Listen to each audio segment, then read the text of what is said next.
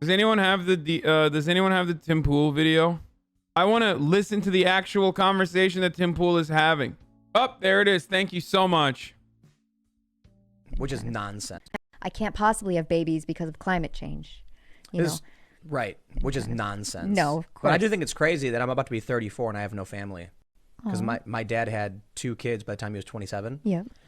It's because you have to remove your beanie before you and like you just refuse to do that. That's probably the reason. You know what the problem is though? It's definitely not me. Mm-hmm. I think it's everybody else. Okay, I need like the full video. Like I need to understand if he was being sarcastic here or if he was being serious. I've never seen someone unironically say, it's not me, it's everybody else. And then you can just tell me what Feminist politics has made dating nearly impossible by Tim Pool. more manly in response. I don't know. This has 500,000 views, dude. What? Wait a minute. Has anyone ever seen Hassan and Tim Pool in the same room? I got hair. I mean, it's like receded a little bit, but you know, that's the difference. No. I see a lot of women that are, you know, a little like late 30s and stuff that never settled down, kind of got so far into hookup culture and just, Yikes. oh crap, like, That's did I miss millennials. my shot? Yeah. Yikes. They got into hookup culture. Yikes. Man, millennials. They're in for a world of hurt. Mm-hmm. Yeah. I think especially millennial women. Yeah. Because there was a couple stories that I was reading a while ago. This one got me in a lot of trouble. 30-year-old career women are having trouble finding men. I remember. Yeah. I remember the This was so trouble much now, fun. too. Yeah. It was trouble. I do air quotes because I was laughing the whole time. It was I know. awesome. I'm like, look at all these tweets. It was They were hilarious. The so feminists are so mad. And I'm like, what are you mad at me for? This is the story. This is the day. I didn't make it up. Uh-huh. And like, I'm pretty tepid. I'm not like trying to be mean. But yeah, these 30-year-old women are realizing. Well, they take facts. Yeah, women need to be submissive and not have any sort of financial power for themselves.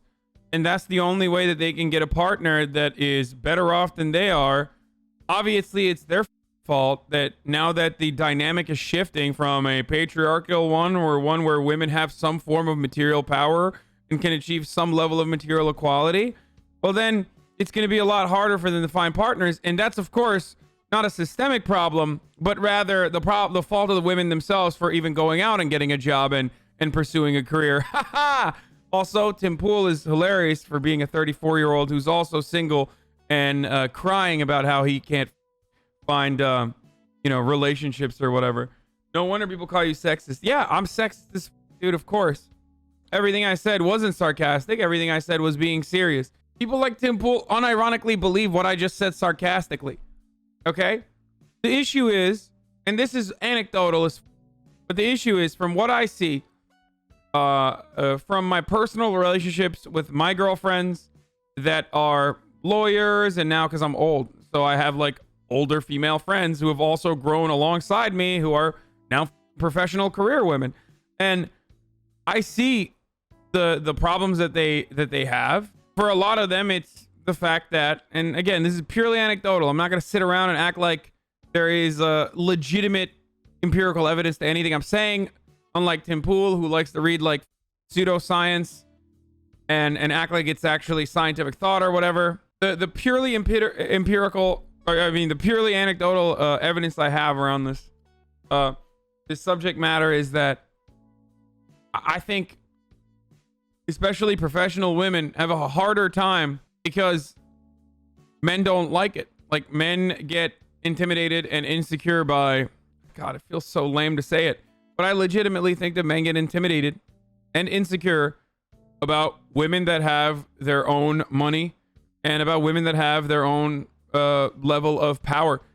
And in a lot of places like LA, for example, where a lot of dudes are broke and don't have jobs because they want to be actors and stuff and like only maybe working in the service industry or something like that, they get extra intimidated when their female partners have more money than they do and are further along in their career trajectory than they are. So that is like the opposite of the patriarchal dynamic. That it's the opposite of the patriarchal dynamic that most people have been conditioned into believing is the norm. So then they feel extra insecure about it. But the alternative is so silly. Like, what's the alternative? The cat's out of the bag. There's ladies out here making money. What's the alternative? You want to put the cat back in the bag? You want to be like, no. Just if you want a healthy relationship, you got to force yourself into a subjugated circumstance. You need to go back to the 50s mentality of like living in the kitchen and like, you know, just your primary function being one to breed. That's the only way you can be happy. Sorry, like that's such a silly alternative. Do you think Tim Pool even wears a beanie in his house when he's by himself? 100%. Younger women like older men. Yeah, there was a video by these two comedians, and it was like they're singing, and it's two women. Yep. And they're singing about like being 29 and how like everything's great and life is good. And then she's like, and now I'm turning 30. And then she just starts screaming, everyone's gone. What's happening? Where are all the men? Yeah, that's gonna happen. Yes. So what's the Some real incel shit, dude. Sorry, but if you watch this and you go, yeah, Tim Pool is right. Yeah. Like you're literally a weirdo incel, dude. Oh, Jesus. You're a Tim cell. Right now in America, there are the people who pour milk on themselves at Bernie Sanders rallies. Fake blood. Yeah. And then there's the people who just want to settle down, make a life, stay home with their kids. But I think that's most. That's the two genders.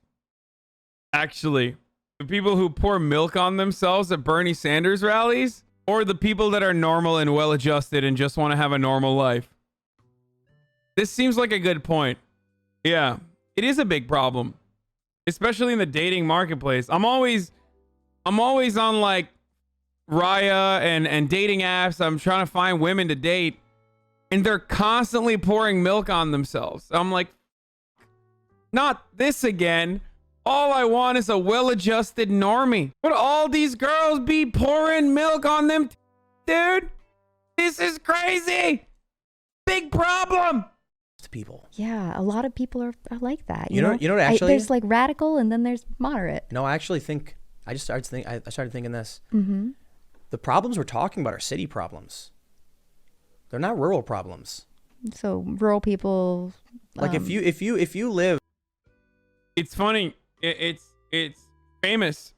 Rural cities are famous for not having obesity or suicide or depression. Like, just move forehead. Outside of a big city, if you're in a rural area and you don't go to one of these big universities or state universities and you work a trade, you've got your community. That's true. Your community is going to keep doing its thing. Now, economics could play a big role in that because a lot of these towns are falling apart. Yeah. But if with Trump's bolstering of the economy, then the cities are the ones in trouble where these weird dating things are happening and the women are having cats. You know?